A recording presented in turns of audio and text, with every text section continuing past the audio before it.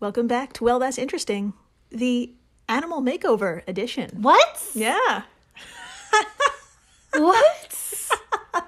Oh, I'm so excited. This is exciting. Today's exciting for a number of reasons. I don't know what to expect. We're making, oh my gosh, this is like Clear Eye for animals. Kind of. Today is In-Betweeni 075, orange crocodiles. Sure. And camels using Botox. Okay. Whatever makes them happy. I'm Jill Chacha, and I am with just the very curious Marisa Riley. That's me. I am equal parts excited and worried because something tells me camels didn't walk up to a plastic surgery technician and say hey, Plump me up. I feel not as cute as I once was. That's right. Let's change it. That's right. Yeah. Oh, yeah. So. We've got stories today. Before we get into that, though, if this is your first time listening, welcome to the flock. Welcome. Dr. Riley here comes in cold and learns everything in real time, just like you. It's true. I had no idea what we were going to talk about today, as you could hear by my excited squeals. But I am thrilled and just I have no idea what to expect. Yeah, you should be thrilled. You should be concerned, as usual. I'm always concerned. As usual. Always. Do I even need to say that at this point? I can't remember a time in the last 3 years where I wasn't concerned. That's right. So much concern. So true. Today we've got two stories. One where nature gives some crocodiles a new do, if you will. Cute. And one of humans doing what humans do best. You guessed it, breaking the rules to win beauty competitions. Oh, this sounds bad. Okay. I am concerned. Full concerned. Full concern now. Full concern. Okay. I guess we should begin, though. Absolutely. Let's do it. Let's begin. Let's shall. And to do so, we have to go way back in time, seemingly to another dimension, 2008. Oh my God, I graduated from high school. Don't think about that too hard. Yeah.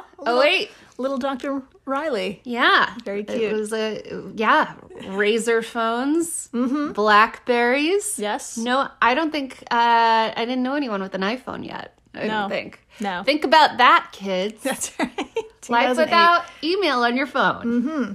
Yeah, 2008. And we're with a very sweaty but determined researcher named Richard Richard O'Slisley. Oh,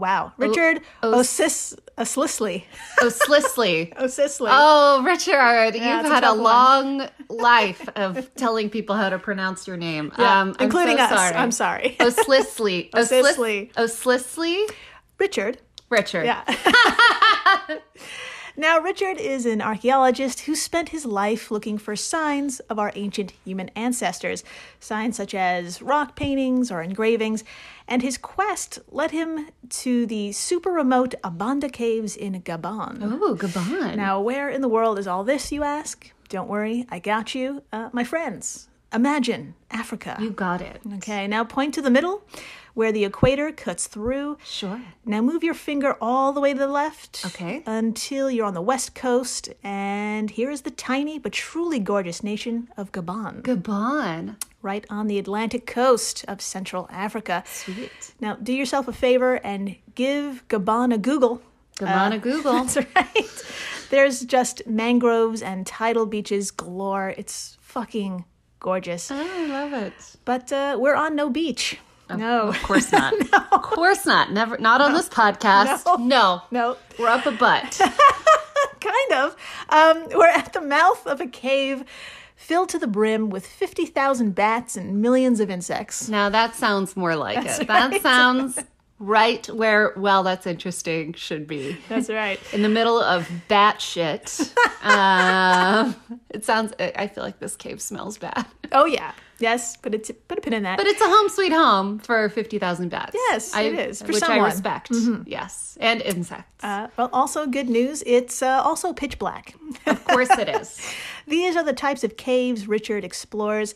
But on this very special day, he didn't find human handprints or animal drawings. Inside this cave, he stumbled upon You guessed it. Crocodiles. Oh my gosh, of course. Of course, in this cave that's dark and full of bats and bat shit, and bugs, there are giant lizards. There are fucking They're not crocodiles. lizards, but they're crocodiles. But they look like... Anyways, tell me more. Thank you, doctor. You're welcome. Now, if you thought crocodiles in caves is a little weird, you're right. It is. Yeah. Okay. See? I could have told you that. Yeah. Our reptilian friends are usually chilling in rivers or sunbathing on riverbanks. So, needless to say, cave crocs were a bit of a surprise. And as you can imagine, Richard, an archaeologist, was not equipped or ready to deal with these types of pointy creatures, so he exited the cave. Smart. Yes. I just want to point out that cave crocs sounds like the ugliest shoe I've ever seen. I just had to rewind and take that opportunity really fast. But I'm so happy Richard left the cave. Yeah. Good. That was definitely a murderino. He left the cave. Good. I mean, don't even fucking go in, but he left. Good job, Richard. I can't tell you how many times Jill and I scream at people in horror movies, which is the one time and place where people should be going in caves. And we're like, what are you doing? That's right. What are you doing? That's right. I don't know what accent that was. But it was Little Long Island. Yeah, Little Long Island. Little Long Island. A little coffee. So he exited the cave. However, the discovery of cave crocs had to be explored. So ugly. So disgusting. Okay. And it turns out these cave crocs, who they are, their lifestyle, and what they look like is more bonkers than anyone could have imagined. Let's get into it. Ooh, yeah, I'm trying to imagine just like... what they look like? Blind crocodile? I bet they're... Not blind? No. I'll give you that. Okay. Yeah. Okay. That's all I'm going to say. Okay, sounds good. Tell me more. Okay. Let's fast forward to 2010. All right. Dr. Marisa, please tell us, according to Jeremy Hance of TheGuardian.com, who did Richard return to the caves with, and what did they drag outside? Oh, God. Okay. Quote, 2 years later, he returned to the cave. I'm going to start again. Quote, 2 years later, he returned with cave scientist Olivier Testa and crocodile specialist Matthew Shirley. They caught the first cave crocodile then, and when they carried it outside, they discovered that its skin was not gray. Almost bluish gray was not these. You know what? I'm going to get this right. Keep going. And when they carried it outside, they discovered that its skin was not the gray, almost bluish gray of a normal African dwarf crocodiles, but orange, end quote. So just to summarize my inability to read, the crocodile was orange and not the usual bluish gray. You got it. That it normally is. That's right. That sounds really scary. I would be so alarmed. I'd be like, this is an alien. Yeah, right? This is clearly an alien. Yeah, there's a lot going on in that paragraph. Like, what the fuck is an African dwarf crocodile? Now, before we break all this shit down, I just want to show you a photo of said crocodile. How does that sound? Yes.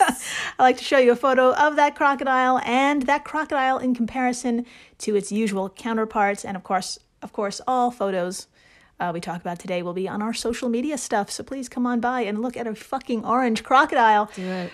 I've got a headshot and then a body shot. You want to see the headshot first? Yes. Okay, here is the headshot of our crocodile friend. It is orange, you guys. I'm not going to lie.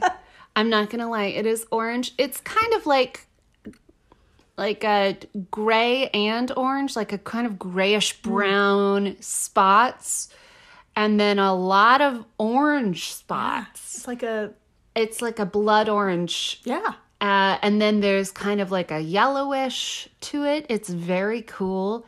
Yeah. Yeah, there you go. And its friend is just brown. Its friend is just brown. You can tell one is jealous. Yeah. I would be jealous if I was just gray and not this really cool orange that it's actually pulling off, which no one can do. Yeah, they're definitely giving each other the side eye. I mean, it's like when your friend gets a new do and you're kind of a little jealous. It's kind of that's what it looks like right now. That's happening. And then you low-key get a do the next week and act like it was your idea. That's right. Yep. That's totally what's happening. Okay, so now I have a body shot. Please, Dr. Marisa, tell us, what does the underbelly of these orange crocodiles look like? Oh my God. Ah! It is creamsicle orange. It is straight up creamsicle orange. If you, I don't know how familiar you are with undersides of crocodiles. Very. Very. Excuse me. Usually they're kind of white-ish. They're a paler color, a lighter color. And here, instead of a pale lighter color, it's just orange. It's just like a creamsicle orange. It's awesome. It's so cool. It's the coolest thing. It's almost like a little golden sunset-ish. It is a golden sunset. It's like a turmeric. Ooh, I like that too. Isn't that great? Love it. It's a turmeric latte. Turmeric belly. Yeah. I love it. Okay, let's talk a little bit about our friends, the African dwarf crocodile. Yes, please. Now, I think they're as cute as they sound. According to their wiki, dwarf crocodiles can be found across tropical regions of sub-Saharan West Africa and Central Africa, and they usually hang out in streams, small rivers, swamps, pools, mangroves, not caves. Yeah. Yeah. And again, usually foraging is done near water or within forests nearby bodies of water where they feed on small animals like fish, crabs, frogs, gastropods, insects, lizards, water birds. So many.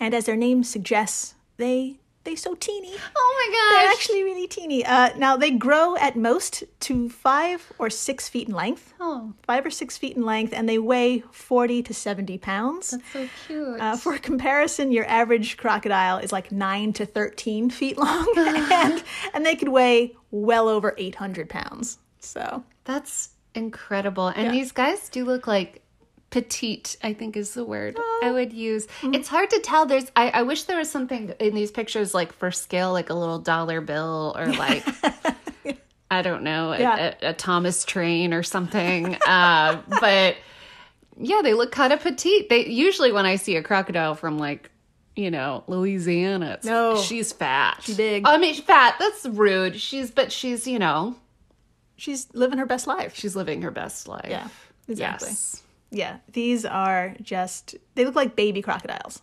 Yeah. Kind of. Little babies. Yeah. So let's get back to these cave crocs, who, as you can tell, are not your average dwarf crocodile. You're probably wondering, why the fuck are they living in caves? And why the fuck are they that golden orange color? Very much so, yeah. Well, let's not bury the lead any longer. Dr. Marisa, please take it away and answer our first question. Nothing would make me happier. All right. From Josh Gabatis of newscientist.com, quote, while crocs sometimes retreat underground during droughts, this is the first population documented taking up long-term residence in caves. The team's crocodile expert, Matthew Shirley, from the Rare Species Conservatory Foundation, soon realized why they had done so. A bounty of ready-made snacks was falling into the water or lining up to be plucked off the cave walls. Holy shit. You walk in there and there are just bats and crickets everywhere, he says. The crocodiles are pretty good hunters anyway, but even if they didn't have to pull bats off the walls, there are individuals falling to the floor all the time. End quote. So basically, they saw a buffet. Yep. And moved in. Exactly right. I have never respected anyone more in my life. Right. I have never, I love so many restaurants, but never once has it occurred to me to just move in and exactly wait for them to give me food. That is incredible. I am doing everything wrong. You know what I'm doing this afternoon? I'm moving into a restaurant. There is a pizza place 3 blocks from our place. We're moving in. That's right. We're just not going to leave. Nope. I mean, it's brilliant. What are they going to do? Kick us out? Probably. Yeah. Yeah, it's a great fucking idea, and it seems to be paying off for them. According to the team's study called Diet and Body Condition of Cave-Dwelling Dwarf Crocodiles, this population appears to be in better physical condition than their forest counterparts, especially the younger ones. Interesting. End quote. Yeah. Interesting. So they're beefier and, of course, a completely different color. Yes. In fact, the deeper the researchers went into the cave, they found older and more brightly colored crocs. I am obsessed. Yeah. I am obsessed. So Their theory as to how they're getting brighter with age in a dark cave of all places? Yes. Well, quote, the water these crocodiles swim through is essentially an alkaline slurry formed from bat droppings. Oh, shut up.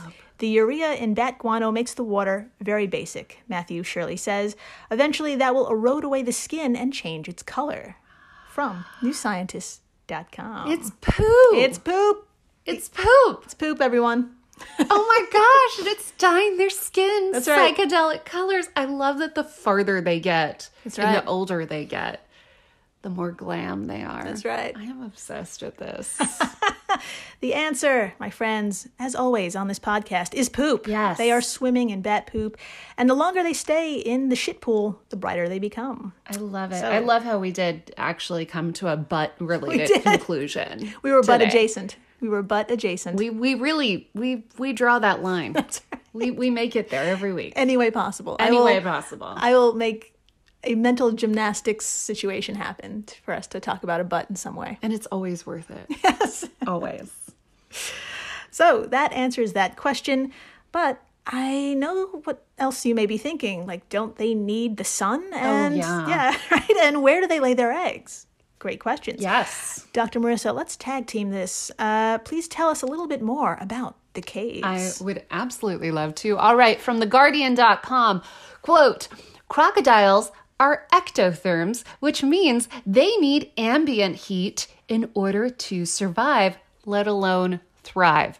But Richard says the cave crocodiles' conditions aren't that different from the outdoor ones. They both hunt in the dark. African dwarf crocodiles are primarily nocturnal, and the temperature in the cave waters is a stable and balmy 71 degrees Fahrenheit. End quote. Nice. So it's warm. Mm-hmm. They were going to be in the dark anyway. There you go. Might as well hang in a cave. That's right. With the free food and the fun makeup you go. situation from the poo. That's right. They're Fun geniuses. makeup situation. Yeah, they're like, this is their euphoria high. That's right. I'm loving it. They're so glam without the drama. Yeah, no drama here. Unless there's something I don't know about. But who knows? So that's lovely. As for breeding, well, this is more up in the air. Matthew Shirley doesn't believe they can reproduce in caves, telling newscientist.com, quote, it's a nesting ecology thing. They need big mounds of rotting vegetation to lay their eggs in. Here's the drama. Yeah, that's true. But on the other hand, though, larger crocs have been seen in the caves during the wet season, which is when they should be making those nests outdoors. So, yeah, so more research has to be done there. But I think that sounds dangerous as fuck. I mean, being in a dark cave surrounded by crocodiles who could be potentially protecting nests is dangerous. Yeah. Dangerous. Can you imagine pitch black? I A sea of crocodile nests? No. No. It's like that scene in Alien where Ripley like walks in Oh my God. on all the egg sacs. Yeah. Also, like, I think they're very capable of adapting to this cave. Fuck yeah. We adapted to living inside. That's right. So well that I honestly never want to go outside. It's Yeah, we get it. a rare occasion. Yeah. We totally vibe with these crocodiles. Yeah. So, I mean, good for them. Good. For adapting and figuring something more comfortable out.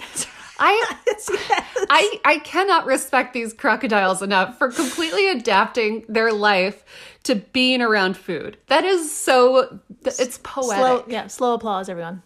Let's do it. Amazing. Amazing. So, whatever their breeding process is, it has been successful. And we do know it's been happening for generations. That's right. They're different on the outside, and it turns out they're different on the inside, too. Oh. Quote, genetic evidence to date suggests that the cave crocs may be splitting from their outside relatives. Oh. One of the haplotypes, a fancy word for a set of genes from one parent, one of those haplotypes of the cave crocodiles has not been found in the outside African dwarf crocodiles. Interesting. Quote, this makes the crocodiles in the caves of the Abanda stand out as an isolated genetic group, explained Richard. He says that the data to date shows that this cave group split off thousands of years ago from its outdoorsy relatives. End quote. From theguardian.com. So they're adapting on a genetic level. Yeah. That is so crazy. Are we adapting on a genetic level? Give it like another year. I know. It's Probably. I like how it's been like barely years. You know. And I'm like, have my genes changed yet? We kind of talked about what was it? Genetic Expression. Gene expression, how our genes are expressed, how that could possibly change, but that it doesn't mean our actual genes are changing. Yeah, DNA. That was the space episode. The what was it called? It was called More Uncomfortable Things About Space. Check it out. So cool. It will make right. you equal parts uncomfortable, but also kind of giddy because it's so fascinating. Yeah, I love exactly. space stuff. So fucking great. So, my friends, if you identify as an indoor cat, you can now identify as an indoor croc. That's me. That's right. Yes. They're real. They're shiny. And after the break, we're at a camel beauty contest. All right. Sure. And there's cheating afoot. Of course. That's there right. always is. Stay tuned. Please do. Hello everyone, Stakuyi here. And I'm Gabby. And we are the hosts of History of Everything, a podcast which you can probably guess by the name is, well, I mean, it's about everything. Do you want to know why people thought potatoes were evil and would give you syphilis? Are you curious about all the stories of the terrible and stupid ways that people have kicked the bucket over the years? Do you want to hear tales about all of the different badasses of history and the lives that they had brought to life? Well, if so, then look no further. History of Everything is just the right podcast for you. It's available on Spotify, Pandora, and anywhere else that you get your podcast from. Join us for some fun and just see how weird and wacky history can be.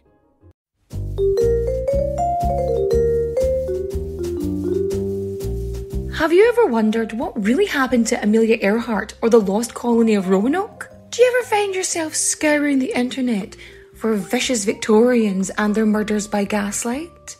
Or perhaps you're just sick and tired of women being constantly misrepresented or plain lied about throughout history? If so, join me, Katie Charlwood, history harlot and reader of books, on Who Did What Now, the history podcast that's not your history class. Part of the Airwave Media Network. Available on Apple Podcasts, Spotify, or wherever you listen to podcasts. Adios, au revoir, auf Wiedersehen, my friends. Bye-bye.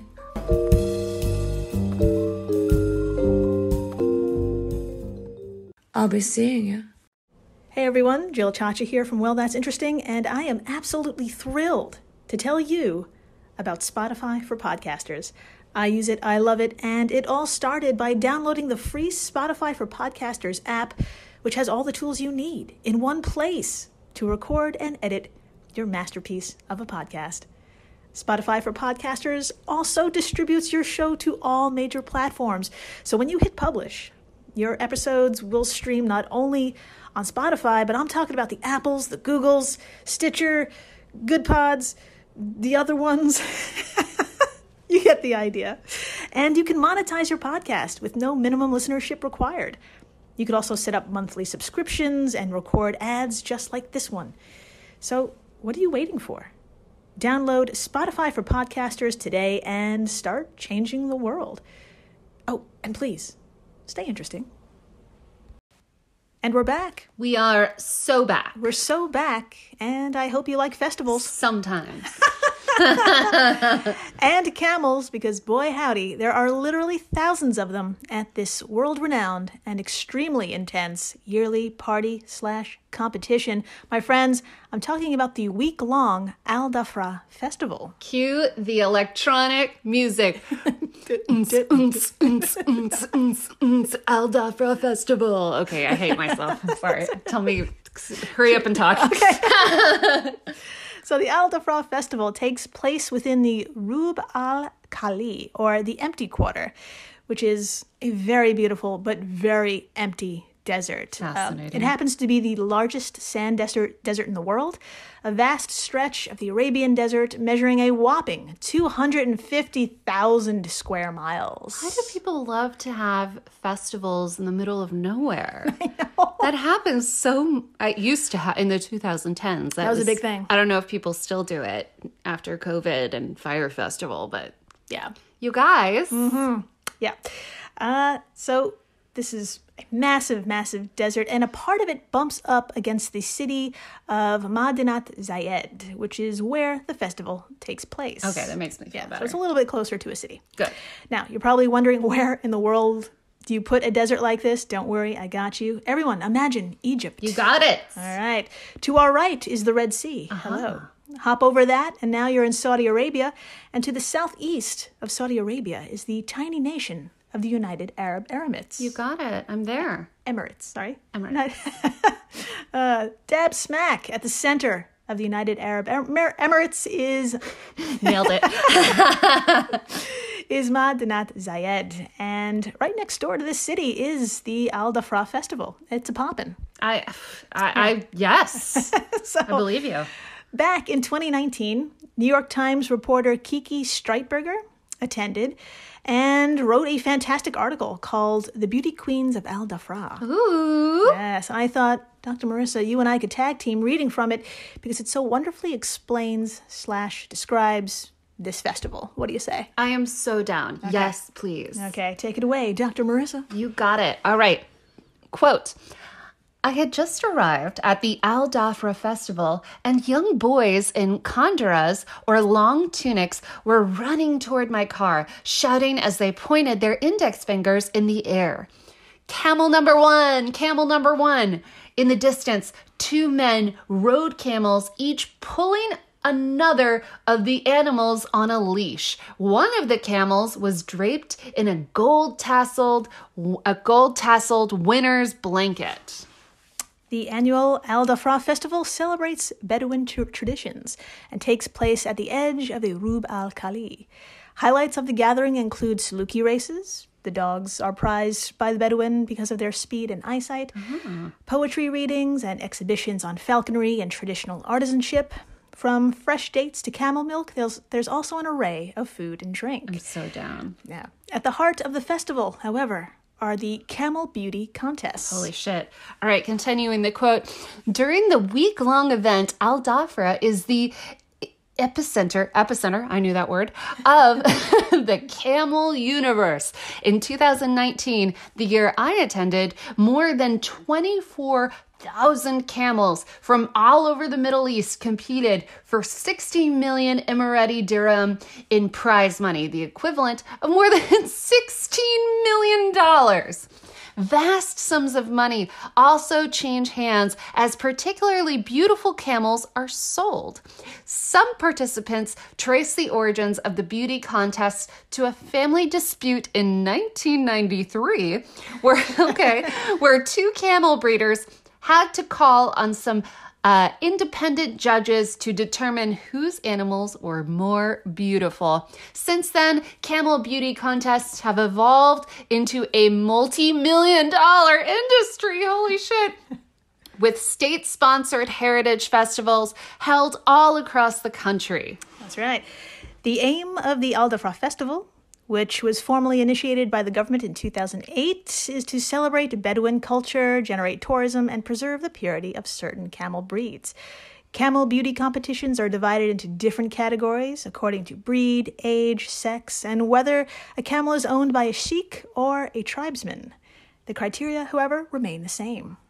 The ideal camel has long straight legs, a long neck, a shapely hump in just the right spot on its lower back, pert ears, expressive eyes framed by upward curled eyelashes, long droopy lips, put a pin in that, and of course, a sleek coat and elegant posture, end quote. All right, two things come to mind, which are rodeos, which, are in the South, which are like beauty competitions for cows and horses and stuff. Yep. Also, dog shows. That's right. This is just like a dog show for camels. You got it. Am I right? That's exactly it. Oh my God, I nailed it. Tell me more, Jill. Exactly. My friends, at the end of the day, though, there can only be one champion. Yes. And in 2019, that winner belonged to the Al-Muharrami family, and her name was Wahila. Oh, that's a beautiful name. Know. Dr. Marisa, would you like to see Wahila draped in the winner's cloak? Oh, please. The sooner, the better. Please tell us, what she looks like, how she stands out among all the others in the room. Why is she just so jaw-droppingly beautiful? Here she is. I feel like this is a calling of mine. Like, I feel like I should be judging camels more often, but I mean, this is a gorgeous camel. You know what? Maybe I shouldn't, because she kind of looks like the other camels. But she looks great. She looks incredible. She looks great. She's got like a pretty legs and pretty little feet situations, and she's got a pretty face. She's also the tallest fucking thing in the room. Look how tall she is. She is the tallest. She is the tallest thing. This reminds me of when I used to go to lesbian bars and I would be the tallest person there. But yeah, she is the tallest camel and she's gorgeous. She's fucking gorgeous. Here's another photo of the type of camels that are entered into the competition. These aren't wearing any winner's cloaks, so we get to see their body. Ooh. So this is what they look like typically. They look gorgeous. They look very toned. Yeah. They look very fit. They look perfect. Yeah. They look like if you close your eyes and you imagine a perfect camel. That's what I'm looking at. Yeah, they're very well kept too. They look like they've been groomed, Yes. washed, Pampered. Pampered. It doesn't look like when I imagine a camel most of the time, they're kind of like about to spit. They're frumpy. amazing. They're gorgeous, but yeah, I a little frumpy. A little on the frumpy side. Yeah, these are definitely not frumpy. No. Now, my friends, I wish I could say that Wahila and every participant galloped away into the sunset at the end of a day, drama-free and, and filled with sportsmanlike conduct. Lol. Nay, for this beauty competition is a sport. Yes. And where there's sport, there's going to be some shady shit happening around the corner. You know it. Yeah, join me, will you? Just a year prior, in 2018, Dr. Marisa, would you please tell us what shady shit took place around the competition at that time, according to thenationalnews.com? I would be so happy to spill some camel tea. Let's do it. All right. Quote, in pursuit of the perfect pout, a dozen camels have been disqualified from a camel beauty pageant in Saudi Arabia for receiving Botox injections. What distinguishes a beautiful camel is not just height, shape, and the placement of its hump, but also a full droopy lip and large features are essential to achieving camel celebrity status in the multi-million-dollar industry of camel pageantry. They use Botox for the lips, the nose, the upper lips, the lower lips, and even the jaw, said Ali Al-Mazroui, 31, a regular attendee at golf festivals and son of a top Emirati breeder. It makes the head more inflated. So when the camel comes, it's like, oh, look at how big that head is. It has big lips and a big nose. End quote. Oh my God, that's not okay. No, it's not. These camels have more like shit in their face than like a low-tier Kardashian. That's right.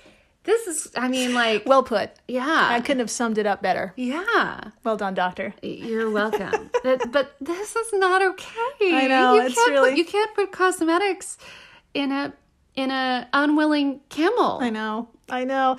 Yeah, just days before the festival started, Saudi media reported that a veterinarian was caught performing facial and head augmentations on camels. You guys. Yeah. At his clinic, the animals were, quote, not only given Botox, but went under the knife to reduce the size of their ears. No. I know. Delicate ears are a winning attribute on some Saudi breeds. Wow. End quote. Now, needless to say, Saudi authorities and organizers of the festival and sport are cracking down harder than ever. In 2021, just last year, at another popular festival, the King Abdulaziz Camel Festival, you know the one. Dr. Marisa, do you want to take a guess, like how many camels were disqualified for Botox injections and other artificial touch-ups? Give me a number. I'm gonna go with 5. 5. Okay, I have a feeling, what is it, like 20? Okay, you're getting closer. Getting close, 30? Okay, is that your final answer? Yeah. Okay, that is a great number because 40. 40 animals were given the boot, with their owners being slapped with fines for stretching out lips and noses, for using hormones to pump up muscles, for Botox injections, of course, and finally, for, get this, quote, inflating body parts with rubber bands, according to the Associated Press. Oh, no. Oh, no. Oh, no. I mean, it just worries me. It beyond worries me. It's disgusting. But, like, this isn't their choice. It's like, I don't know. It's cruel. It's cruel. It's cruel as It's fuck. so cruel. Now, in this particular competition, $66 million was up for grabs. So, shocker, people resorted to whatever they could to get rich.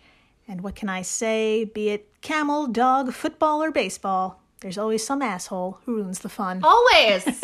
Stop ruining the camel fun. I really liked it. I mean, it sounded fun.